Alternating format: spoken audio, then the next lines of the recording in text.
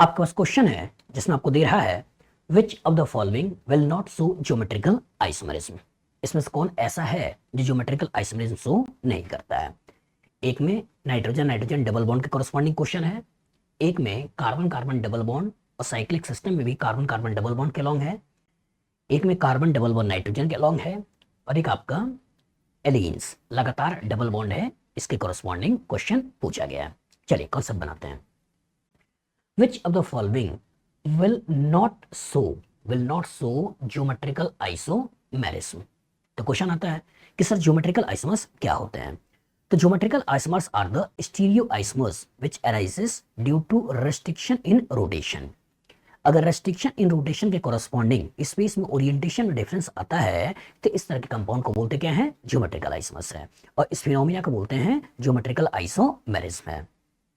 तो इसके लिए मैंने आपको बेसिक कॉन्सेप्ट बताया होगा कि सबसे पहले मॉलिक्यूल के अंदर रेस्ट्रिक्शन इन रोटेशन हो, जैसे ए डबल बॉन्ड बी हो, और रेस्ट्रिक्टेड एटम्स पे डिफरेंट सब्स्टिट्यूशन लगे हुए हो, जैसे यहाँ ए तो यहाँ बी हो, यहाँ ए तो बी हो, या इवन सी या डी ऐसे हो सकता है।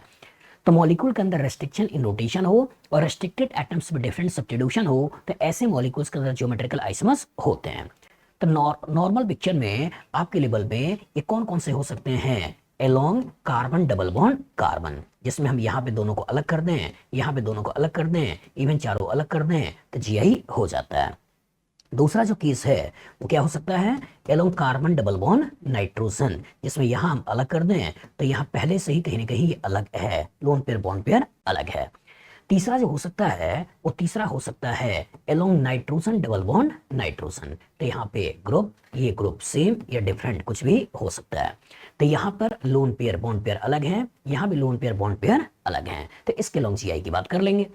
चौथा जो केस हो सकता है वो चौथा केस हो सकता है एलोंग रिंग साइक्लिक सिस्टम, इसमें ए और बी हमने ले लिया, ए पे लगा हुआ दोनों अलग, बी पे लगा हुआ दोनों अलग, इवन चारों अलग हो सकता है, ये बना सकते हो।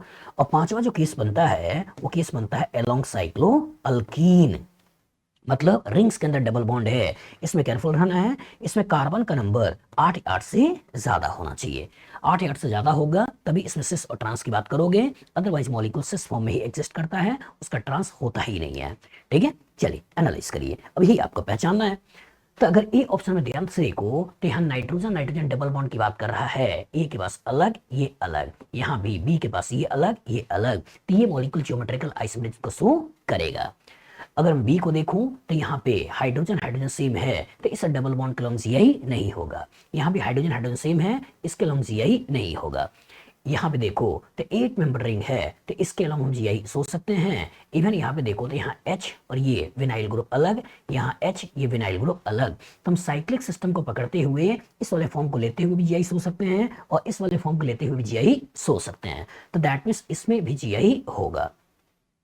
अगर मैं इसकी बात करता हूं तो यहाँ नाइट्रोजन के पास लोन पेयर है, ये बॉन्ड पेयर है अलग है, यहाँ H और मिथाइल अलग है, दैट मींस इसके अलोंग भी ज्योमेट्रिकल आइसोमेरिज्म होगा। लेकिन अगर मैं इसको देखता हूं तो ये जो कहानी आ चुकी है ये कहानी आ चुकी है एलिन्स की। तो एलिन्स की कहानी में होता क्या है कि एक डबल बॉन्ड ऐसा है तो दूसरा इसके परपेंडिकुलर ऐसे होता है, और जब दोनों के दोनों डबल बॉन्ड एक ऐसे और एक ऐसे है तो इस पे लगा हुआ ग्रुप ऊपर और नीचे है, इस पे लगा हुआ ग्रुप इधर और इधर है, तो इसमें हम नहीं बता पाते हैं कि कौन दोनों एक तरफ है और कौन अपोजिट है। तो that means allene with even number of double bond, तो ये केस आपका ऑप्टिकल का होता है, ज्योमेट्रिकल का केस नहीं होता है। तो यही एक मॉलिक्यूल है जिसके अलोंग ज्योमेट्रिकल आइसोमेरिज्म नहीं होगा, तो नहीं होगा आंसर कौन सा है, डी। याद रखिएगा यही अगर नंबर में 3 होता है, एक डबल बॉन्ड ऐसे, दूसरा ऐसे, तीसरा ऐसे, तो 3 डबल बॉन्ड होगा, 5 डबल बॉन्ड होगा और किनारा अलग होगा तो वो जीआई बन जाता है।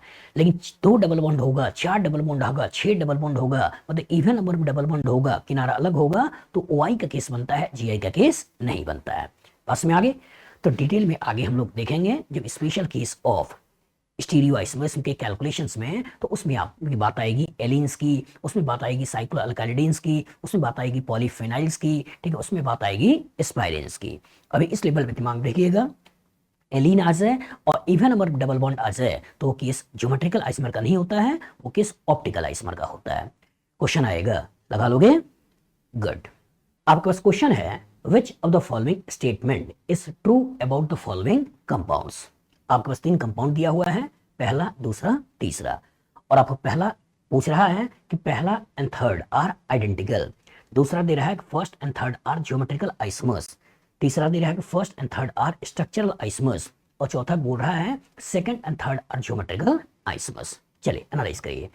विच of the following statement is true, ये क्या चाहिए, ट्रू चाहिए अबाउट द फॉलोइंग कंपाउंड्स। चलिए ध्यान से देखिएगा। 10 membered ring, 10 membered ring, 10 membered ring, double bond ketone, double bond ketone, double bond ketone. लेकिन इंपॉर्टेंट क्या है, इस कीटोन के जस्ट अगले कार्बन पे यहाँ डबल बॉन्ड है, लेकिन यहाँ क्या है, इस कीटोन के एक कार्बन छोड़कर आगे हमारे डबल बॉन्ड दिखाई दे रहा है। यहाँ पे क्या है, कीटोन के अगले वाले कार्बन पे ही हमको डबल बॉन्ड दिखाई दे रहा है। तो दैट मीन्स इसका नाम तो सेम है, लेकिन इसका नाम क्या है, अलग आएगा। मतलब इसमें डबल बॉन्ड की पोजीशन 3 है, इसमें डबल बॉन्ड की पोजीशन 2 है, इसमें डबल बॉन्ड की पोजीशन 2 है। तो that means first and third ये आयोपैक नेम के टर्म्स में सेम है, लेकिन फर्स्ट और सेकंड और थर्ड आयोपैक नेम के टर्म्स में अलग अलग हैं। तो स्टीरियो की बात हम यहां करेंगे और स्ट्रक्चरल की बात हम यहां करेंगे। तो क्वेश्चन में पहला और तीसरा ही बोल रहा है, पहला और तीसरा ही बोल रहा है, पहला और तीसरा ही बोल रहा है, लेकिन दूसरे वाले केस में, ये चौथे वाले केस में दूसरा और तीसरा बोल रहा है। तो दूसरा और तीसरा ये आपस में स्ट्रक्चरल आइसोमर्स हैं, क्योंकि नाम में अंतर है, कनेक्शन में अंतर है, अटैचमेंट में अंतर है, तो इसका तो स्ट्रक्चरल है। अब बोल रहा है कि दूसरा और तीसरा आर द ज्योमेट्रिकल आइसोमर्स, जो कि ये हो गया गड़बड़। और ज्योमेट्रिकल आइसोमर्स क्या होते हैं, ज्योमेट्रिकल आइसोमर्स स्टीरियो आइसोमर्स होते हैं जिसमें रेस्ट्रिक्शन इन रोटेशन के अलोंग हम स्पेस में ओरिएंटेशन डिफरेंस की बात हम करते हैं। अगर दो सेम ग्रुप एक तरफ हैं तो अलग नाम, दो अलग अलग है ग्रुप, अलग अलग ग्रुप्स अगर अपोजिट साइड है ग्रुप्स तो उसके लिए अलग नाम। तो इन जनरल कभी कभी हम बोल देते हैं एक तरफ वाले को सिस और अपोजिट वाले को ट्रांस, ठीक है। तो इसमें हम नोमेनक्लेचर के कोरस्पॉन्डिंग हमने आपको बढ़ाया होगा कि सिस ट्रांस नोमेनक्लेचर, सिन एंटी नोमेनक्लेचर, इजेड नोमेनक्लेचर, इसमें 3 तरह के नोमेनक्लेचर आते हैं। अगर कभी ए डबल बॉन्ड बी है और ए के कोरस्पॉन्डिंग ए बी है और यहाँ ए के कोरस्पॉन्डिंग ए बी है, इवन यहाँ पे मान लो सी है, तो 2 ए सेम ग्रुप एक तरफ है तो जो नाम देते हैं वो कौन सा है, सिस। लेकिन अगर ए डबल बॉन्ड बी है और यहाँ आपने ए और बी लगा दिया और यहाँ आपने ए और यहाँ बी या सी ले लिया और 2 सेम ग्रुप अगर अपोजिट हैं तो इस केस में जो नाम देते हैं वो नाम क्या देते हैं, ट्रांस। तो ध्यान से देखिएगा, एनालाइज करिएगा, क्योंकि इसका और इसका नाम क्या है, सेम है, लेकिन यहाँ पे डबल बॉन्ड के कोरस्पॉन्डिंग दोनों के दोनों हाइड्रोजन एक तरफ हैं, तो ये डबल बॉन्ड के कोरस्पॉन्डिंग जो है ये कौन सा है, सिस। लेकिन इसमें देखो तो एक डबल बॉन्ड पे हाइड्रोजन इधर है और एक डबल बॉन्ड पे हाइड्रोजन इधर है, मतलब इसकी कंडीशन क्या है कि डबल बॉन्ड को पकड़ रहे हो तो ग्रुप इधर और इधर है, और इसको पकड़ रहे हो डबल बॉन्ड के लॉन्ग तो ग्रुप इधर और इधर है। तो इसकी कहानी सिस है और इसकी कहानी आपकी ट्रांस है। तो जब ये ट्रांस है और एक सिस है तो सिस ट्रांस आपस में क्या होते हैं, ये आपस में ज्योमेट्रिकल आइसोमर्स है, नाम सेम है, स्पेस में ओरिएंटेशन में डिफरेंस है। तो पहला कह रहा है कि पहला तीसरा आर आइडेंटिकल, नहीं, आयोपैक नेम के टर्म्स में सेम है लेकिन स्टीरियोकेमिस्ट्री के टर्म्स में डिफरेंट है, दैट मींस आइडेंटिकल बोलना सही नहीं है। दूसरा बोल रहा है पहला एंड तीसरा ज्योमेट्रिकल आइसोमर्स, सही बात है कि पहला सिस फॉर्म है और तीसरा ट्रांस फॉर्म है। और सी बोल रहा है कि पहला एंड तीसरा आर द स्ट्रक्चरल आइसोमर, नहीं, स्ट्रक्चरल आइसोमर कब होगा, जब नाम में अंतर आएगा। जैसे पहला और दूसरा स्ट्रक्चरल आइसोमर है, दूसरा तीसरा स्ट्रक्चरल आइसोमर है, लेकिन पहला और तीसरा दोनों का आयोपैक नेम सेम है, तो ये स्टीरियो आइसोमर है, स्ट्रक्चरल आइसोमर नहीं है। तो यही स्टीरियो और स्ट्रक्चरल को पहचानने का तरीका होता है कि अगर आयोपैक नेम अलग है, कनेक्शन अलग है, नाम अलग है, मतलब वो आपका स्ट्रक्चरल आइसोमर है। लेकिन कनेक्शन सेम है, नाम सेम है, केवल स्पेस में ओरिएंटेशन में डिफरेंस है, उस केस में बात करते हैं स्टीरियो आइसोमर्स हैं। जैसे इसको पूछा जाए तो इसका नाम क्या है, हाथ, इसको पूछा जाए तो इसका नाम भी क्या है, हाथ, तो इसका भी नाम हाथ है, इसका भी नाम हाथ है, लेकिन स्पेस में इन दोनों का ओरिएंटेशन में डिफरेंस है। और जो ओरिएंटेशन में डिफरेंस है इसलिए बोलोगे कि ये अलग हाथ, ये अलग हाथ, तभी हम नाम देते हैं राइट हैंड और बोलते हैं लेफ्ट हैंड। याद रहेगा, तो फ्यूचर में इस तरह का क्वेश्चन आएगा, लगा लोगे, गुड। आपके पास क्वेश्चन है which carbonyl compound can give only one oxime on reaction with hydroxyl amine. A option आपके पास है फॉर्मल्डिहाइड, बी ऑप्शन है एसिटल्डिहाइड, सी ऑप्शन है बेंजल्डिहाइड और डी ऑप्शन है एसिटोफिनॉल। चलिए सोचते हैं कि विच कार्बोनिल कंपाउंड, कौन सा कार्बोनिल कंपाउंड है can give only one oxime. तो ऑक्साइम क्या होते हैं? On reaction with hydroxyl amine. तो हाइड्रोक्सिल अमीन क्या होते हैं? तो ध्यान से देखिएगा, कार्बोनिल कंपाउंड क्या होते हैं? एल्डिहाइड या कीटोन। तो अगर हमने यहाँ एल्डिहाइड या कीटोन लिया तो एल्डिहाइड कीटोन का रिएक्शन जब हम हाइड्रोक्सिल अमीन से कराते हैं तो हाइड्रोक्सिल अमीन क्या होता है? OH और यहाँ पर NH2। जो इसके साथ रिएक्शन करते हैं तो यहीं से एक वाटर मॉलिक्यूल निकल जाता है, और जब वाटर मॉलिक्यूल निकल जाता है तो इसके corresponding carbon double bond nitrogen इस तरह का कंपाउंड हमको मिल जाता है, ये मिल जाता है। और जो कार्बन डबल बॉन्ड नाइट्रोजन और इसके ऊपर OH, इसी तरह के कंपाउंड को जो नाम देते हैं वो नाम के देते हैं ऑक्साइम। तो पूछ क्या रहा है? विच कार्बोनिल कंपाउंड, कौन सा carbonyl compound give only oxime, only one oxime on reaction with hydroxyl amine, on reaction with hydroxyl amine. सोचिएगा, अगर ये ऑक्सीम आपने बनाया और अगर इस पे लगा हुआ दोनों को दोनों अलग है और इस पे पहले से दोनों को दोनों अलग है तो होगा क्या? वो ज्योमेट्रिकल आइसोमेरिज्म शो करेगा। लेकिन अगर इस पे दोनों को दोनों तो अलग अलग हैं लेकिन यहाँ लगा हुआ दोनों को दोनों सेम हो जाए तो इसका कंपाउंड ज्योमेट्रिकल आइसोमेरिज्म शो नहीं करेगा। और जो ज्योमेट्रिकल आइसोमेरिज्म शो नहीं करेगा तो वही जो कंपाउंड होगा वो केवल एक ऑक्सीजन की बात करेगा, लेकिन अगर ये और ये दोनों अलग हो गए तो उससे बने वाले कंपाउंड में दो ऑक्सीजन मिलेगा। जैसे अगर हमने यहाँ पे फॉर्मल्डिहाइड लिया तो जो फॉर्मल्डिहाइड लिया तो यहाँ की कहानी के किरदार में यहाँ भी H है, यहाँ भी H है, और इसका रिएक्शन जब हमने हाइड्रोक्सिल अमीन से करा दिया तो इसके कोरस्पॉन्डिंग जो कंपाउंड बना उसमें बना गया carbon double bond nitrogen, carbon double bond nitrogen इस तरह का कंपाउंड बना। लेकिन यहाँ H और यहाँ H है तो ये और ये ग्रुप अगर सेम है तो क्या GI शो करेगा? नहीं, तो एक ही तो कंपाउंड बनाएगा ऑक्सीजन। दैट मीन्स जो हमारा आंसर है वो कौन सा हो गया? ए। लेकिन अगर ये एसिटल्डिहाइड होता, अगर ये एसिटल्डिहाइड होता, यहाँ CH3 यहाँ H होता और इसका रिएक्शन अगर मैं हाइड्रोक्सिल अमीन से करा दूं तो इसके कोरस्पॉन्डिंग जब हम यहाँ से वाटर को निकालेंगे और कार्बन डबल बॉन्ड नाइट्रोजन बनाएंगे, कार्बन डबल बॉन्ड नाइट्रोजन बनाएंगे तो यहाँ आपके पास क्या है? CH3 है, यहाँ H है और यहाँ पे क्या है? OH। तो यहाँ पे लोन पेयर बॉन्ड पेयर अलग हो गए और यहाँ मिथाइल और H अलग हो गए तो ये ज्योमेट्रिकल आइसोमेरिज्म शो करेगा, सिन एंटी दो कंपाउंड बनाएगा। यही कहानी आपका बेंजल्डिहाइड में भी है। जब बेंजल्डिहाइड मतलब यहाँ PH और यहाँ आपके पास H, आपके पास ये क्या है? H, ये ऑक्सीजन, और यहाँ जब आपने हाइड्रोक्सिल अमीन के साथ रिएक्शन कराया तो इसके कोरस्पॉन्डिंग जो हमने डबल बॉन्ड बनाया तो यहाँ PH और H अलग अलग हैं तो इसके कोरस्पॉन्डिंग ऑक्सीजन जो बनेगा वो ज्योमेट्रिकल आइसोमेरिज्म शो करेगा। तो यहाँ से भी दो ऑक्सीजन मिलेंगे। अगर आपने यहाँ पे एसीटोफिनॉल लिया और इसके कोरस्पॉन्डिंग यहाँ पे PH है और यहाँ CH3 है और यहाँ आपने हाइड्रोक्सिल अमीन के द्वारा रिएक्शन करा दिया तो यहाँ से भी जो कार्बन डबल बॉन्ड नाइट्रोजन का कंपाउंड बनाया उसमें PH मिथाइल अलग है और लोन पेयर बॉन्ड पेयर अलग है तो ये भी कंपाउंड ज्योमेट्रिकल आइसोमेरिज्म शो करेगा, एक सिन और एक एंटी बनाएगा। तो इंपॉर्टेंट क्या है कि जब सिमेट्रिकल एल्डिहाइड या कीटोन का केमिकल रिएक्शन NH2G से कराते हैं तो उससे बनने वाला जो कंपाउंड होता है वो ज्योमेट्रिकल आइसोमेरिज्म शो नहीं करता है, वो एक ही तरह का कंपाउंड बनाता है। लेकिन अगर ये अनसिमेट्रिकल एल्डिहाइड या कीटोन है, इसका केमिकल रिएक्शन अगर NH2G के साथ कराते हैं तो इसके कोरस्पॉन्डिंग जो कंपाउंड बनता है वो कंपाउंड ज्योमेट्रिकल आइसोमेरिज्म शो करता है। और अगर ज्योमेट्रिकल आइसोमेरिज्म शो करता है तो उसके कोरस्पॉन्डिंग दो तरह के कंपाउंड बनते हैं। तो मैंने बार बार बोला जी, तो जी क्या क्या हो सकता है? ये जो NH2G का जी हम हाइड्रोजन भी सोच सकते हैं, अमोनिया हो सकता है, अगर यहाँ R ले लें तो प्राइमरी अमीन हो सकता है, एलिफेटिक या एरोमेटिक, मतलब एनिलीन के साथ भी रिएक्शन करा सकते हो और अल्काइल अमीन के साथ भी रिएक्शन करा सकते हो। इवन NH2 हाइड्राजीन हो सकता है, इवन NH2 का डेरिवेटिव बना लें तो फिनिल हाइड्राजीन हो सकता है, 2,4-डाइनाइट्रोफिनिल हाइड्राजीन हो सकता है, सेमी कार्बाजीन हो सकता है, मतलब यहाँ जी कुछ भी हो सकता है। इसलिए मैंने बोला NH2G और उस जी में स्पेसिफिक अगर यहाँ OH कर दें तो ये हो जाता है हाइड्रोक्सिल अमीन और हाइड्रोक्सिल अमीन के कोरस्पॉन्डिंग जो कंपाउंड बनता है वो कंपाउंड हो जाता है ऑक्साइम। तो बताइए फ्यूचर में इस तरह का क्वेश्चन आएगा, लगा लोगे? तो कॉन्सेप्ट क्या निकला कि अनसिमेट्रिकल एल्डिहाइड कीटोन का केमिकल रिएक्शन NH2G से कराने के बाद कंपाउंड GI शो करेगा, लेकिन सिमेट्रिकल एल्डिहाइड कीटोन का केमिकल रिएक्शन NH2G से कराने के बाद कंपाउंड GI शो नहीं करेगा। बताओ क्वेश्चन आएगा, लगा लोगे? गुड। आपके पास क्वेश्चन है, select the incorrect options for molecular formula C2H2Cl2। A option आपके पास है the total number of isomer is 3।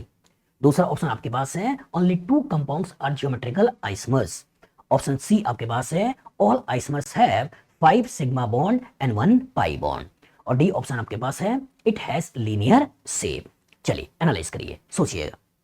Question है सेलेक्ट द इनकरेक्ट ऑप्शन, हमें क्या बताना है? Incorrect option for molecular formula C2H2Cl2, C2H2Cl2। सोचिए, अगर मॉलिक्यूलर फार्मूला आ गया तो सबसे पहले क्या करना है? स्ट्रक्चर के बारे में सोचना है। और अगर स्ट्रक्चर के बारे में सोचना है तो हमें आपसे बार बार बोला होगा कि जब मॉलिक्यूलर फार्मूला स्ट्रक्चर बनाना होता है तो उसके केवल और केवल 3 स्टेप होते हैं, उन्हीं 3 स्टेप्स को प्रॉपर तरीके से फॉलो करना है। तो पहला स्टेप क्या होता है? Calculate DU, calculate DU, degree of unsaturation निकालिए। और डिग्री ऑफ अनसैचुरेशन के लिए जो फॉर्मूला मैंने आपको बताया है वो क्या है? कार्बन के नंबर को दुगना कर दें, 2 जोड़ दें, हाइड्रोजन हेलोजन घटा दें, नाइट्रोजन को जोड़ दें और 2 से डिवाइड कर दें। इससे हमको पता चल जाता है कि मॉलिक्यूल के अंदर double bond, triple bond, ring सोचना है या नहीं सोचना है भी या नहीं है। अगर DU 0 है तो कोई डबल बॉन्ड, कोई रिंग नहीं है। अगर DU 1 है तो या तो एक डबल बॉन्ड है या तो एक रिंग है। अगर DU 2 है तो एक ट्रिपल बॉन्ड हो सकता है, 2 डबल बॉन्ड हो सकता है, एक डबल बॉन्ड के साथ रिंग हो सकता है या 2 रिंग हो सकता है। ये तो पॉसिबिलिटी होगी। दूसरा काम क्या होता है? दूसरा होता है कि make the skeleton of carbon in decreasing order, make the skeleton of carbon in decreasing order, decreasing order में हमको कार्बन के स्केलेटन को बनाना है। और तीसरा जो काम होता है वो तीसरा काम क्या है? Take the help of chemically different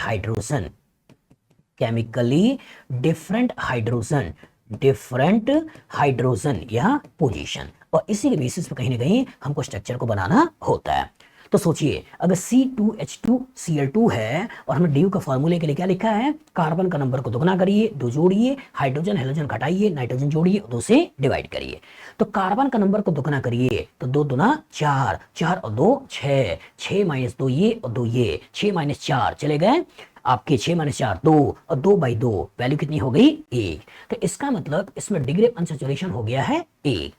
और अगर नंबर ऑफ कार्बन 2 ही है तो इसका रिंग की पॉसिबिलिटी तो है नहीं, तो केवल और केवल एक डबल बॉन्ड हमको सोचना है। तो जब DU 1 है तो कहानी के अंदर एक डबल बॉन्ड भी हो सकता था, एक रिंग भी हो सकता था, लेकिन चूंकि कार्बन का नंबर 2 ही है इसलिए मैंने रिंग की पॉसिबिलिटी को हटाई और केवल डबल बॉन्ड की पॉसिबिलिटी को लेकर चल रहा है। तो कार्बन कार्बन डबल बॉन्ड कहानी के अंदर है क्या? कार्बन कार्बन डबल बॉन्ड, ये कार्बन कार्बन डबल बॉन्ड ले लिया। लेकिन अब कहानी में 2 हाइड्रोजन है और 2 क्लोरीन है, तो हाइड्रोजन यहां यहां, क्लोरीन यहां यहां, ये हो सकता है। ये दूसरी संभावना क्या हो सकती है? दूसरी संभावना ये भी तो हो सकती है कि हाइड्रोजन यहां और यहां कर दें और क्लोरीन यहां और यहां कर दें, बन गया। लेकिन अच्छी बुरी बात यह है कि यहां जब इसके ऊपर दोनों को दोनों हाइड्रोजन सेम हो गए तो ये कंपाउंड ज्योमेट्रिकल आइसोमरेज शो नहीं करेगा। लेकिन यहां देखो तो इस कार्बन पे H और Cl लगा है, तो E पे लगा हुआ दोनों अलग, B पे लगा हुआ दोनों अलग, तो क्या ज्योमेट्रिकल आइसोमरेज शो करेगा या नहीं करेगा? करेगा।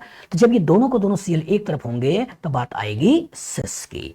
लेकिन ये भी तो संभावना है कि हम कार्बन कार्बन डबल बॉन्ड लेके चल रहे हैं, यहां H और यहां H कर दें और यहां Cl और यहां Cl कर दें, तो दोनों को दोनों Cl अपोजिट हो गए, तो इसके कॉरस्पॉन्डिंग जो बात करोगे वो बात किसकी करोगे? ट्रांस की।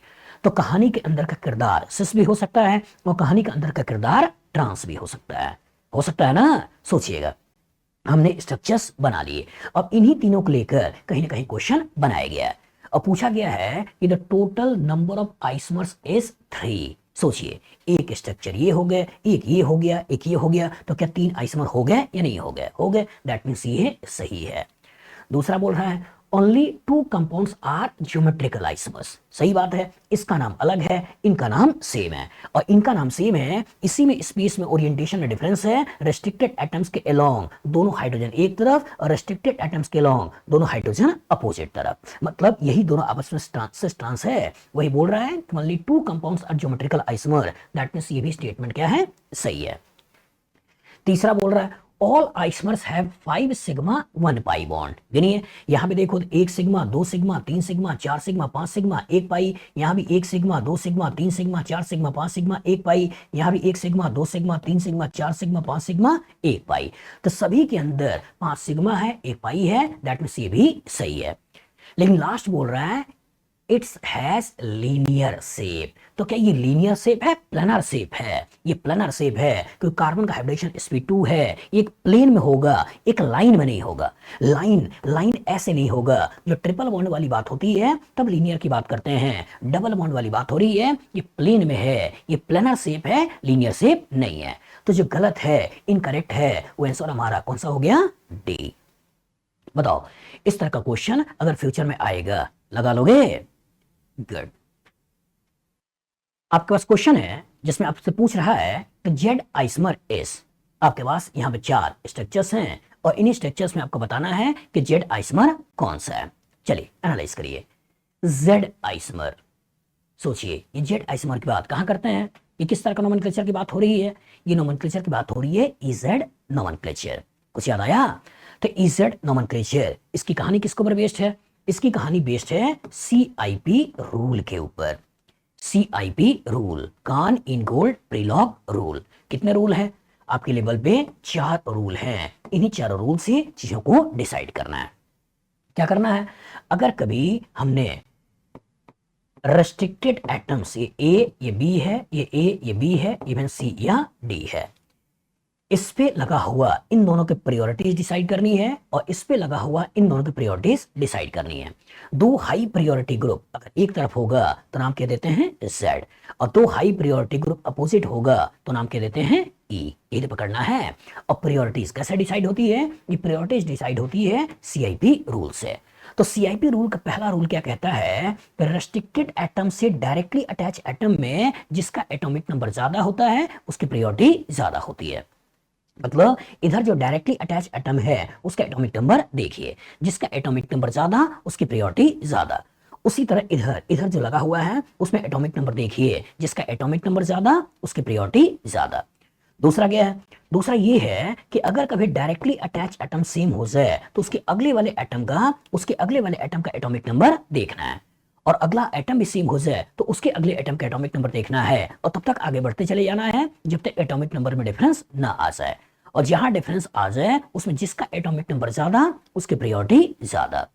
तीसरा रूल क्या कहता है? तीसरा रूल कहता है कि अगर कभी सिस्टम के अंदर मल्टीपल बॉन्ड आ जाए तो इस मल्टीपल बॉन्ड को हाइपोथेटिकल सिग्मा बॉन्ड में तोड़ दो, और हाइपोथेटिकल सिग्मा बॉन्ड में तोड़ने के बाद जिसका एटॉमिक नंबर ज्यादा उसकी प्रायोरिटी ज्यादा। और चौथा पॉइंट क्या कहता है? चौथा पॉइंट कहता है फॉर आइसोटोप्स। किसके लिए? फॉर आइसोटोप्स, कि आइसोटोप्स में जिसका एटॉमिक मास ज्यादा, क्योंकि नंबर तो बराबर है, तो जिसका एटॉमिक मास ज्यादा उसकी प्रायोरिटी ज्यादा। ये तो करना है। तो एनालाइज करिए। यहां पे क्या है? Directly attach fluorine, directly attach chlorine, तो क्लोरीन का एटॉमिक नंबर ज्यादा। Directly attach bromine, directly attach hydrogen, तो ब्रोमीन का एटॉमिक नंबर ज्यादा। 2 हाई प्रायोरिटी ग्रुप अपोजिट है तो दैट मींस जो कॉन्फ़िगरेशन है वो कॉन्फ़िगरेशन कौन सा है? ई। यहां तो यहां डायरेक्टली अटैच कार्बन, यहां डायरेक्टली अटैच हाइड्रोजन, तो कार्बन का एटॉमिक नंबर ज्यादा। यहां डायरेक्टली अटैच कार्बन, यहां डायरेक्टली अटैच हाइड्रोजन, तो कार्बन का एटॉमिक नंबर ज्यादा। तो 2 हाई प्रायोरिटी ग्रुप एक तरफ हो गए तो जो कॉन्फ़िगरेशन निकला वो कॉन्फ़िगरेशन क्या निकला? Z। इधर आ जाओ, तो यहां पे कार्बन अटैच है, इधर हाइड्रोजन अटैच है, कार्बन का एटॉमिक नंबर ज्यादा, प्रायोरिटी ज्यादा। यहां कार्बन C2H5 मतलब CH2 है और यहां CH2 है, और यहां आइसोप्रोपाइल मतलब यहां CH3 है, ये CH3 है और ये CH3 है। तो यहाँ कार्बन हाइड्रोजन हाइड्रोजन कार्बन से कनेक्टेड है, और यहाँ कार्बन कार्बन कार्बन हाइड्रोजन से कनेक्टेड है। तो ये कार्बन कट गया, एक हाइड्रोजन कट गया, यहाँ कार्बन एक कार्बन कट गया, लेकिन यहाँ एक हाइड्रोजन और ये कार्बन, तो इसलिए इसकी प्रायोरिटी ज्यादा। और 2 हाई प्रायोरिटी अगर अपोजिट हो गए तो ये कौन सा हो गया? ई बन गया। और चौथे में आ जाओ, तो यहाँ जब एटॉमिक नंबर सेम है तो एटॉमिक मास देखना है, तो यहाँ D और H, तो D का एटॉमिक मास ज्यादा। और यहाँ पे CHO, तो CHO जब खोलोगे तो COH आएगा, और COOCH3 इसको जो खोलोगे तो COOCH3 आएगा। तो ये CO ये CO कट गया, ये H है ये O है, तो O जिसका एटॉमिक नंबर ज्यादा इसकी प्रायोरिटी ज्यादा। और 2 हाई प्रायोरिटी अपोजिट है तो ये भी जो कॉन्फ़िगरेशन निकल के आया वो कॉन्फ़िगरेशन कौन सा निकल गया? E। तो आपसे पूछा क्या है? जेड आइसोमर बताइए, तो जेड आइसोमर आपके पास है कौन सा? बी आंसर है। तो जब भी कभी इजेड कॉन्फ़िगरेशन की बात करें बेटा तो तुरंत आपके दिमाग में CIP रूल चले आना चाहिए, और CIP रूल के बेसिस पर प्रायोरिटी डिसाइड कर लो। और 2 हाई प्रायोरिटी अगर एक तरफ हो गए तो नाम दे दो Z, और 2 हाई प्रायोरिटी ग्रुप अपोजिट हो गए तो नाम दे दो E। बताओ फ्यूचर इस तरह का क्वेश्चन आएगा, लगा लोगे? गुड। आपके पास क्वेश्चन है विच of the following is not correct statement. इसमें से कौन ऐसा है जो करेक्ट स्टेटमेंट नहीं है? नहीं है, नॉट करेक्ट। चलिए यहां से देखिएगा। पहला बोल रहा है geometrical isomers are not mirror image isomers. दूसरा है a compound having double bond restricted bond always show geometrical isomerism. तीसरा आपको दे रहा है a cyclic compound having single bond does not show geometrical isomerism. और चौथा बोल रहा है cyclodecene can show cis and trans isomers. चलिए ध्यान से देखिएगा, एनालाइज करिएगा। Which of the following is not correct statement. पहला स्टेटमेंट क्या है? Geometrical isomers are not mirror image. तो पहला क्वेश्चन आया कि ज्योमेट्रिकल आइसोमर्स क्या होते हैं? तो geometrical isomers are the stereo isomers which arises due to restriction in rotation. क्योंकि रेस्ट्रिक्शन इन रोटेशन के कारण अगर स्पेस में ओरिएंटेशन में डिफरेंस आता है तो इस तरह के स्टीरियो आइसोमर्स को जो नाम देते हैं वो नाम क्या देते हैं? Geometrical isomers. इसके लिए कंडीशन मैंने क्या बोली थी? ए डबल बॉन्ड बी, ए पे लगा हुआ दोनों अलग, बी पे लगा हुआ दोनों अलग, इवन चारों अलग हो सकता है। कोई भी एक एग्जांपल अपने दिमाग से उठा लो। जैसे सबसे अच्छा एग्जांपल होता है CH3 CH double bond CH CH3, ये हमको उठा लेना है। इसके दो आइसोमर बन सकते हैं, एक जिसमें दोनों को दोनों मिथाइल एक तरफ हो और इसको बोलना है सिस, और एक जिसमें दोनों को दोनों मिथाइल ग्रुप अपोजिट हो, इसको बोल देते हैं ट्रांस। ये तो है। अभी आपसे पूछ रहा है कि geometrical isomers are not mirror image. सोचिए अगर मैं यहां पे सिस ले लेता हूं और यहां पे ट्रांस ले लेता हूं तो क्या ये मिरर इमेज है? नहीं, सिस ट्रांस कभी मिरर इमेज नहीं होते हैं, सिन एंटी कभी मिरर इमेज नहीं होते हैं, इजेड कभी मिरर इमेज नहीं होते हैं। Indirectly geometrical isomers mirror image नहीं होते हैं, इसलिए इनको डायस्टेरियमस बोलते हैं। तो ये आपका क्या है? सही है, geometrical isomers are not mirror image. दूसरा, all a compound having double bond, a compound having double bond restricted bond always show geometrical isomerism। इसकी कहानी में ट्विस्ट है। a compound having double bond, क्या सारे के सारे compound always show geometrical isomerism? सही सभी करते हैं? नहीं। कौन करते हैं? A double bond B, restriction तो हो गया, लेकिन मैंने क्या बोला था? ए पे लगा हुआ दोनों अलग, बी पे लगा हुआ दोनों अलग। अगर इसमें लगा हुआ कोई भी दो सेम हो गया या इधर लगा हुआ दोनों सेम हो गया तो कंपाउंड ज्योमेट्रिकल आइसोमरिज्म शो नहीं करेगा। जैसे अगर मैं ले लेता हूं CH2 डबल बॉन्ड CH2, तो डबल बॉन्ड तो आ गया। Compound having double bond always show geometrical isomerism? नहीं है। क्यों? क्योंकि इस पे लगा हुआ दोनों सेम है, इस पे लगा हुआ दोनों सेम है, तो ये ज्योमेट्रिकल आइसोमरिज्म शो नहीं करेगा। कह रहा है compound having double bond always show geometrical isomerism, तो यही आपका क्या हो गया है? गड़बड़। तो ये बोल रहा है नॉट करेक्ट, तो आंसर कौन सा हो गया? बी। तीसरा बोल रहा है a cyclic compound having single bond does not show geometrical isomerism.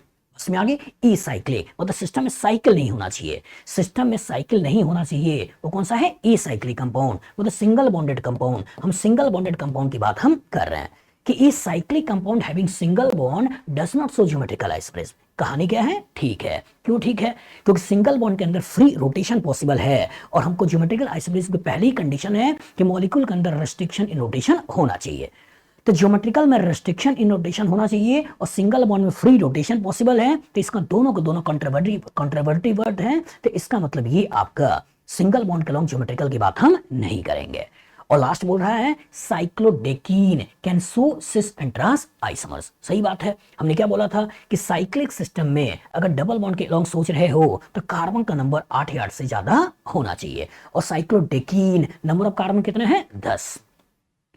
तो जो नंबर ऑफ कार्बन 10 है तो इस पर्टिकुलर का एक सिस फॉर्म हो सकता है और इस पर्टिकुलर का एक ट्रांसफॉर्म भी हो सकता है। तो इसमें डबल बॉन्ड के अलोंग दोनों अल्काइल ग्रुप हो सकते हैं और यहाँ डबल बॉन्ड के अपोजिट दोनों अल्काइल ग्रुप हो सकते हैं। तो एक की कहानी में नाम आ गया सिस और एक की कहानी में नाम आ गया है ट्रांस। बन गया कि ज्योमेट्रिकल आइसोमरिज्म शो करेगा, दैट मींस ये स्टेटमेंट भी सही है। तो कॉन्सेप्ट एकदम क्रिस्टल क्लियर रखिए कि ज्योमेट्रिकल आइसोमर्स क्या होते हैं। Geometrical isomers are the stereo isomers which are arise due to restriction in rotation. अगर रेस्ट्रिक्शन इन रोटेशन के कारण स्पेस में ओरिएंटेशन में डिफरेंस आता है तो इसका मतलब ज्योमेट्रिकल आइसोमर्स है।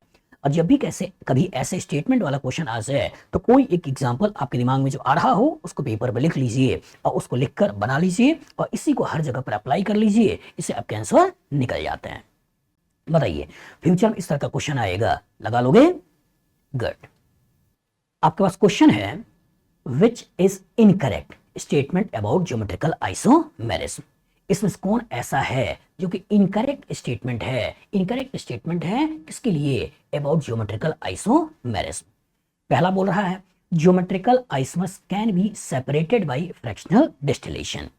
दूसरा बोल रहा है in two geometrical isomers the distance between two particular group at the end of restricted bond must be changed. तीसरा बोल रहा है in cycloalkene geometrical isomerism arises along carbon carbon double bond with ring size equal to or greater than 8 carbon atom। और चौथा बोल रहा है this compound does not show geometrical isomerism because it has only 7 carbon in the ring। चलिए सोचते हैं हमें क्या करना है। which is incorrect statement, incorrect statement को पकड़ना है। पहला क्या है geometrical isomers can be separated by fractional distillation। Geometrical isomers को फ्रैक्शनल डिस्टिलेशन से हम सेपरेट कर सकते हैं। तो पहला कह रहा है geometrical isomers can be separated by fractional distillation. तो क्वेश्चन आया कि सर ये ज्योमेट्रिकल आइसोमर्स क्या होते हैं? क्वेश्चन आया कि ये फ्रैक्शनल डिस्टिलेशन क्या होता है? तो एनालाइज करिए। तो ज्योमेट्रिकल आइसोमर का जो मैंने आपको डेफिनेशन दिया है वो क्या दिया है? ऐसा stereo isomers which arises due to restriction in rotation. Restriction in rotation के कारण स्पेस में ओरिएंटेशन में अगर डिफरेंस होता है तो इस तरह के स्टीरियो आइसोमर्स को हम नाम देते हैं ज्योमेट्रिकल आइसोमर्स है। और दूसरा क्या है फ्रैक्शनल डिस्टिलेशन।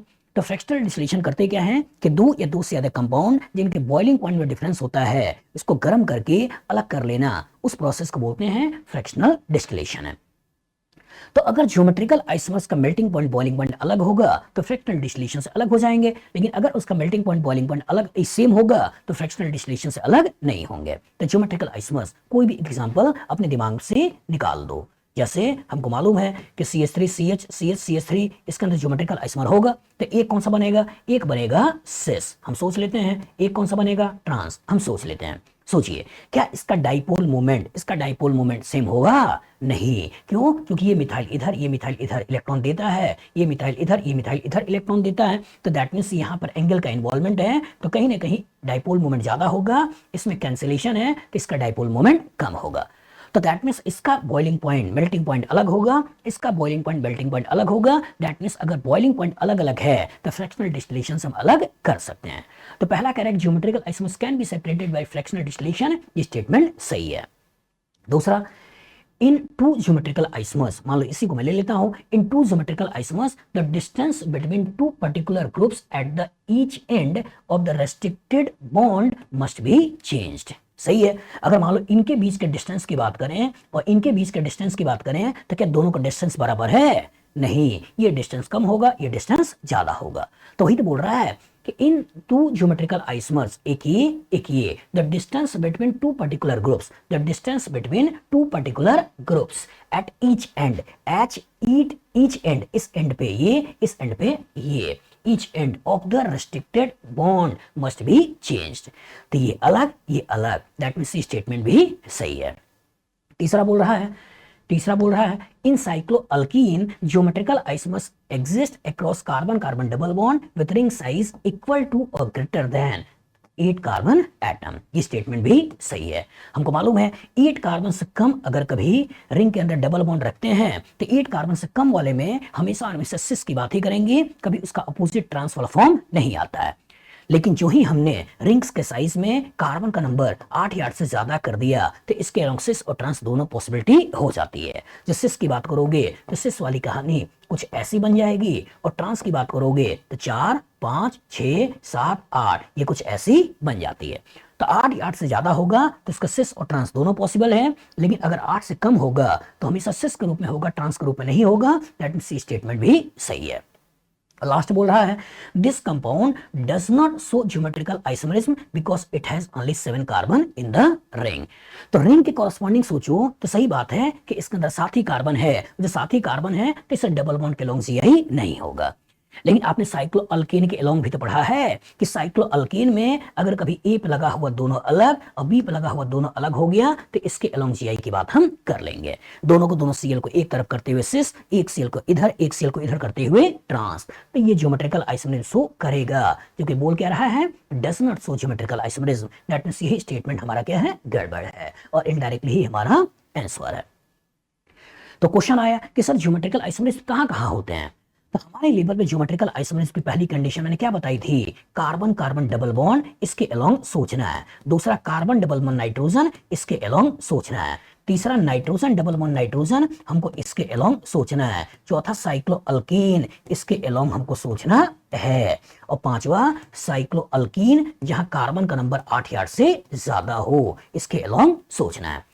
तो आपके लेवल पे यही 5 केसेस हैं जिसके अलावा आपको ज्योमेट्रिकल आइसोमरिज्म सोचना होता है। और सभी का बेसिक एक हमने आपको बताया है, ए डबल बॉन्ड बी, ए पे लगा हुआ दोनों अलग, बी पे लगा हुआ दोनों अलग, इवन चारों अलग हो सकते हैं। अगर कोई इस कंडीशन को फुलफिल करता है वो मॉलिक्यूल ज्योमेट्रिकल आइसोमरिज्म को शो करेगा। बताओ फ्यूचर इस तरह का क्वेश्चन आएगा, लगा लोगे? गुड। आपके पास क्वेश्चन है, the incorrect order with respect to properties mentioned for the following pair of compound is. एक में ये ट्रांस और सिस दे रहा है और स्टेबिलिटी के टर्म्स में क्वेश्चन पूछ रहा है। ये सिस और ट्रांस दे रहा है, स्टेबिलिटी के टर्म्स में क्वेश्चन पूछ रहा है। यहां भी अगेन यहाँ पे हाइड्रोजन हाइड्रोजन एक तरफ करते हुए सिस, हाइड्रोजन अपोजिट करते हुए ट्रांस, और बॉइलिंग पॉइंट के कोरस्पॉन्डिंग क्वेश्चन पूछ रहा है। सिस और ट्रांस और डाइपोल मोमेंट के कोरस्पॉन्डिंग पूछ रहा है क्वेश्चन। चलिए ध्यान से देखिएगा। स्टेबिलिटी तो अच्छी तरह दिमाग बैठा लो कि इन जनरल ट्रांस की स्टेबिलिटी ज्यादा होती है, सिस की स्टेबिलिटी कम होती है जब कहानी ओपन चेंड होता है। लेकिन जब सिस्टम साइक्लिक है तो अच्छी तरह दिमाग बैठा लीजिएगा इंफॉर्मेशन कि साइक्लिक अल्कीन में, साइक्लो अल्कीन्स में जब कार्बन का नंबर 8 या 8 से ज्यादा होता है तो वहां से ज्योमेट्रिकल आइसोमरिज्म चालू होता है। लेकिन ये नंबर 8 से लेकर 12 तक, 8 से लेकर 12 तक उस पर्टिकुलर का सिस फॉर्म ज्यादा स्टेबल होता है और इस पर्टिकुलर का ट्रांसफॉर्म कम स्टेबल होता है। तो सिस में एटॉमिक ऑर्बिटल ओवरलैपिंग अच्छे होने से बॉन्ड ज्यादा मजबूत होते हैं। लेकिन अगर हम 12 से ज्यादा जाएं तब रिपल्सन वाली बात आती है, तब ट्रांस की स्टेबिलिटी ज्यादा, सिस की स्टेबिलिटी कम होती है। लेकिन 8 से लेकर 12 तक के साइक्लिक सिस्टम में, साइक्लो अल्कीन्स में सिस की स्टेबिलिटी ज्यादा है, ट्रांस की स्टेबिलिटी कम है। तो यहां बोल रहा है trans is less stable than cis. ये हमारा स्टेटमेंट क्या है, सही है। लेकिन हमको पता क्या करना है, हमको पता करना है इनकरेक्ट ऑर्डर। हमको क्या पता करना है, इनकरेक्ट ऑर्डर। तो incorrect order with respect to properties, तो इसका मतलब इंफॉर्मेशन बेस्ड क्वेश्चन दे दिया कि रिंग्स के अंदर अगर नंबर ऑफ कार्बन 12 से कम है तो उसका ट्रांस कम स्टेबल होता है और उसके सिस ज्यादा स्टेबल होता है। तो ट्रांस कम स्टेबल होता है, सिस ज्यादा स्टेबल होता है, ये हमारा सही है। दूसरा स्टेबिलिटी, अब ये ओपन चेन में, और जो ओपन चेन में आया तो सिस में इस मिथाइल मिथाइल का रिपल्सन ज्यादा होगा और यहाँ ट्रांस में मिथाइल अपोजिट होने से इसका रिपल्सन कम होगा। तो जब इसका रिपल्सन ज्यादा होगा, इसका रिपल्सन कम होगा, तो इसकी स्टेबिलिटी कम होगी, इसकी स्टेबिलिटी ज्यादा होगी। तो लेस देन बोला भी है कि ये less than this, that means ये स्टेटमेंट भी या प्रॉपर्टीज भी हमारा क्या है, सही है। तो साइक्लिक सिस्टम का ट्रांस कम स्टेबल होता है, सिस ज्यादा स्टेबल होता है। ओपन चेन का सिस कम स्टेबल होता है, ट्रांस ज्यादा स्टेबल होता है। तीसरा बॉइलिंग पॉइंट, तो बॉइलिंग पॉइंट किसके ऊपर डिपेंडेंट होता है, बॉइलिंग पॉइंट डाइपोल मोमेंट के ऊपर डिपेंडेंट होता है। तो जिसका डाइपोल मोमेंट ज्यादा उसका बॉइलिंग पॉइंट ज्यादा। तो इस वाले केस में देखोगे तो ये मिथाइल इलेक्ट्रॉन को इधर दे रहा है, सीएल इलेक्ट्रॉन को इधर खींच रहा है, तो इसका मोमेंट कुछ इस तरीके का है। लेकिन इस केस में CH3 इधर इलेक्ट्रॉन दे रहा है, Cl इधर इलेक्ट्रॉन खींच रहा है, तो ये जो मोमेंट है ये मोमेंट कुछ इस तरीके का है। तो इसमें डाइपोल ज्यादा, इस पर्टिकुलर का बॉइलिंग पॉइंट भी ज्यादा, इसका डाइपोल कम, इसका बॉइलिंग पॉइंट कम। लेकिन बोल रहा है कि इसका बॉइलिंग पॉइंट ज्यादा है, इसका बॉइलिंग पॉइंट कम है, जो कि हमारा क्या है, गड़बड़ है। तो यही हमारा आंसर है। अब जरा चौथे को देख लेते हैं। चौथे में बोल रहा है अगेन डाइपोल मोमेंट, तो डाइपोल मोमेंट में डायरेक्शन ही आपको देखना है। तो ये मिथाइल इधर पैसा दिया, Cl ने इधर पैसा खींचा, मोमेंट कुछ इस तरीके से आया। इधर वाले केस में CH3 ने इधर पैसा दिया, Cl ने इधर पैसा खींचा, मोमेंट कुछ इस तरीके का आया। तो इसका डाइपोल मोमेंट ज्यादा, इसका डाइपोल मोमेंट कम। और यही बोल रहा है कि इसका डाइपोल मोमेंट कम है, इसका डाइपोल मोमेंट ज्यादा है, दैट मींस ये स्टेटमेंट हमारा क्या है, ठीक है। तो यहां पर एक इंफॉर्मेशन बेस्ड क्वेश्चन भी डाला कि 12 कार्बन तक का सिस ज्यादा स्टेबल होता है, ट्रांस कम स्टेबल होता है। ओपन चेन में ट्रांस ज्यादा स्टेबल होता है, सिस कम स्टेबल होता है। बॉइलिंग पॉइंट निकालने के लिए डाइपोल मोमेंट देखना है, डाइपोल मोमेंट जिसका जितना ज्यादा होगा उसका बॉइलिंग पॉइंट उतना ही ज्यादा होगा। बताओ फ्यूचर इस तरह का क्वेश्चन आएगा, लगा लोगे? गुड। आपका क्वेश्चन है indigo tin has following isomers first and second, the incorrect statements for the isomers are.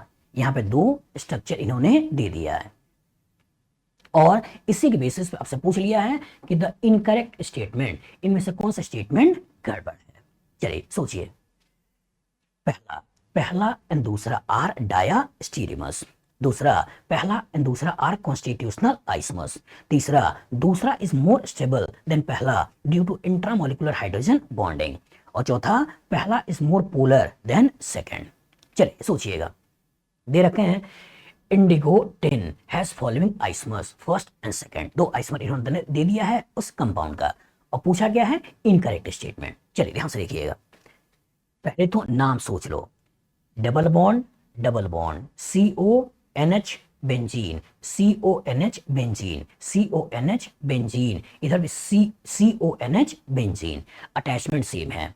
Space में ओरिएंटेशन में डिफरेंस आएगा, और जो स्पेस में ओरिएंटेशन में डिफरेंस आएगा तो ज्योमेट्रिकल आइसोमरिज्म होंगे। सोचिए यहां डबल बॉन्ड के अलोंग NCO दोनों NH एक तरफ, तो इसको हम बोल सकते हैं सिस।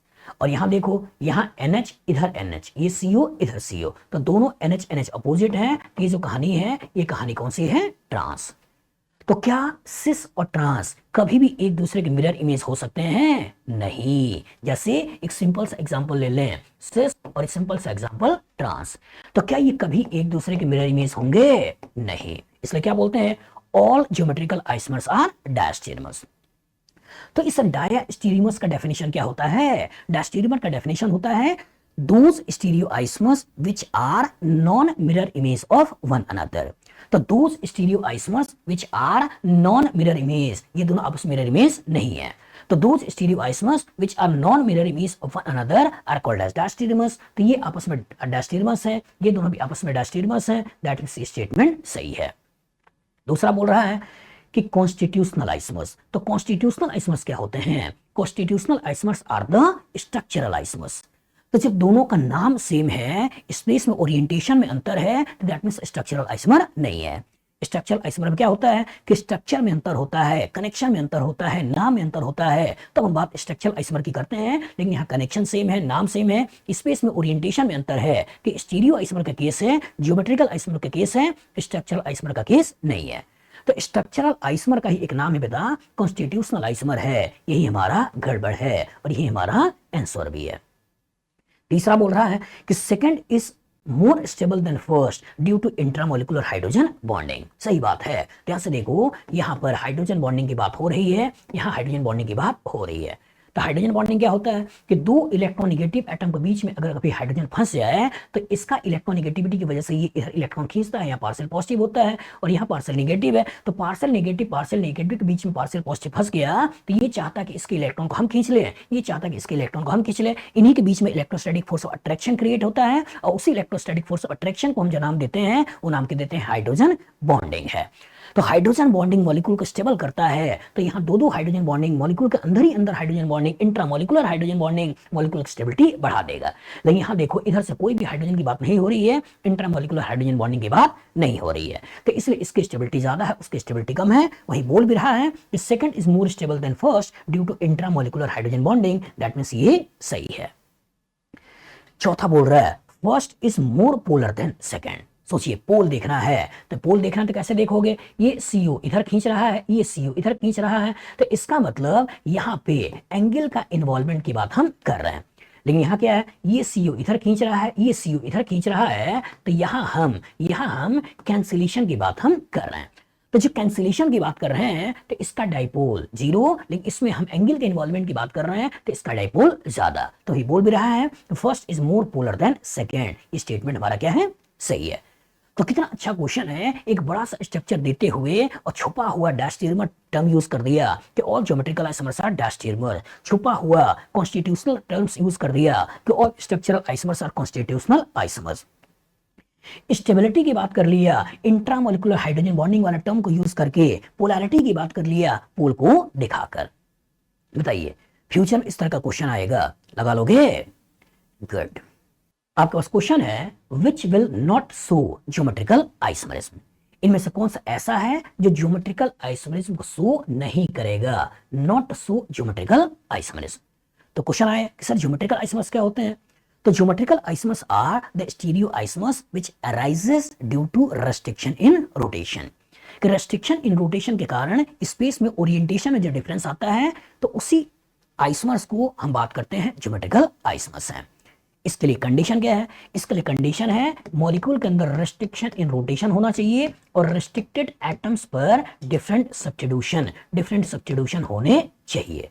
मतलब ए डबल बॉन्ड बी, ए पे लगा हुआ दोनों अलग, बी पे लगा हुआ दोनों अलग। अगर कभी मॉलिक्यूल इस कंडीशन को फुलफिल करता है तो बोलना है कि मॉलिक्यूल के अंदर ज्योमेट्रिकल आइसोमेरिज्म होगा।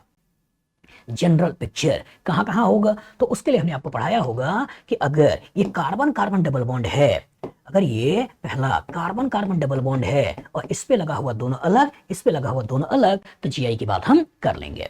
दूसरा कौन सा है? दूसरा along carbon double bond nitrogen है, इस पे लगा हुआ दोनों अलग और यहां पहले से दोनों अलग हैं, जीआई हो जाएगा। तीसरा केस कौन सा है? तीसरा केस है नाइट्रोजन डबल बॉन्ड नाइट्रोजन, जिसमें यहां पर कुछ भी लगा हो, यहां कुछ भी लगा हो, तो इसका मतलब यहां तो पहले से दोनों अलग हैं, यहां भी पहले से दोनों अलग हैं, जीआई हो जाएगा। चौथा होता है एलोंग रिंग्स। तो रिंग्स में यहाँ ए है या बी है, ए पे लगा हुआ दोनों अलग, बी पे लगा हुआ दोनों अलग, हम जीआई की बात यहां भी कर लेंगे। अब पांचवा होता है फॉर साइक्लोअल्कीन, जिसमें कार्बन का नंबर 8 या 8 से ज्यादा होता है। तो इसमें हम ज्योमेट्रिकल आइसोमेरिज्म की बात कर लेते हैं, इन्हीं के कॉरस्पॉन्डिंग सोचना होता है। तो एनालाइज करिए, सिस्टम साइक्लिक है और सिस्टम साइक्लिक है तो इस वाली की बात हो रही है, तो कम से कम 2 जगह ऐसी होनी चाहिए जिसमें डिफरेंस आ जाए, जिसमें डिफरेंस आ जाए तो जीआई हो जाएगा। एनालाइज करो, यहाँ एसिड एसिड सेम है, बीआर सेम है, एच सेम है, लेकिन यहाँ ध्यान से देखो, यहाँ एच है, OH है, और यहाँ ध्यान से देखो एच है, OH है, तो इस पे लगा हुआ दोनों अलग और इस पे लगा हुआ दोनों अलग, तो दैट मींस ये कंपाउंड जीआई शो करेगा। इधर आ जाओ, तो यहाँ पे डबल बॉन्ड रिंग के अंदर दिख रहा है, तो बच्चा इसको पकड़ेगा और इसको देखेगा कि सिस्टम में अगर रिंग है, साइक्लोअल्कीन है, तो कार्बन का नंबर 8 या 8 से ज्यादा होना चाहिए। लेकिन यहाँ पे देखें कार्बन में, रिंग में कार्बन 6 ही है, डबल बॉन्ड क्लॉन्ग जीआई नहीं होगा, रिंग में कार्बन 6 ही है, डबल बॉन्ड क्लॉन्ग जीआई नहीं होगा, और कहीं जगहों पे इस तरह का केस में नहीं बन रहा है, तो यही कंपाउंड है जो ज्योमेट्रिकल आइसोमेरिज्म शो नहीं करेगा। इधर आ जाओ, तो इसमें देख रहे हो तो इस कार्बन में एक जगह H और ये ग्रुप अलग, इधर हाइड्रोजन हाइड्रोजन सेम है, इधर H और ये ग्रुप अलग, हाइड्रोजन हाइड्रोजन सेम है, तो इस रिंग के लॉन्ग तो जीआई नहीं है। लेकिन इस रिंग के कॉरस्पॉन्डिंग देखो तो यहाँ H अलग है, साइक्लोप्रोपाइल अलग है, यहाँ H अलग है, साइक्लोप्रोपाइल अलग है, तो ए पे लगा हुआ दोनों अलग, बी पे लगा हुआ दोनों अलग, तो ये कंपाउंड ज्योमेट्रिकल आइसोमेरिज्म शो कर देगा। इधर आ जाओ, तो इसके अलोंग देखा जाए तो रिंग्स में कार्बन केवल 6 है, तो इस डबल बॉन्ड के अलोंग जीआई नहीं है, इसमें भी डबल बॉन्ड के अलोंग जीआई नहीं है। लेकिन साइक्लोअल्कीन वाला केस, इस पे लगा हुआ दोनों अलग, इस पे लगा हुआ दोनों अलग, तो ए पे लगा हुआ दोनों अलग, बी पे लगा हुआ दोनों अलग, तो कहने का मतलब इस वाले केस को लेते हुए इसमें हम जीआई की बात कर लेंगे। तो यहाँ साइक्लोअल्कीन और साइक्लोअल्कीन को मिलाकर क्वेश्चन पूछा, यहाँ साइक्लोअल्कीन को लेकर क्वेश्चन पूछा, या साइक्लोअल्कीन को लेकर क्वेश्चन पूछा, या साइक्लोअल्कीन को लेकर क्वेश्चन पूछा, तो कहानी एकदम अच्छे से क्लियर होना चाहिए कि geometrical isomers are those stereo isomers which arises due to restriction in rotation. कहां कहां होगा? एक master formula, A double bond B, A पे लगा हुआ दोनों अलग, बी पे लगा हुआ दोनों अलग, इवन चारों अलग हो सकता है। कहां कहां हो सकता है? आपके लेवल पे along carbon double bond carbon, along carbon double bond nitrogen, along nitrogen double bond nitrogen, along cycloalkene, और एलोंग साइक्लोअल्कीन जहां कार्बन का नंबर 8 या 8 से ज्यादा हो। बताओ फ्यूचर इस तरह का क्वेश्चन आएगा, लगा लोगे? गुड।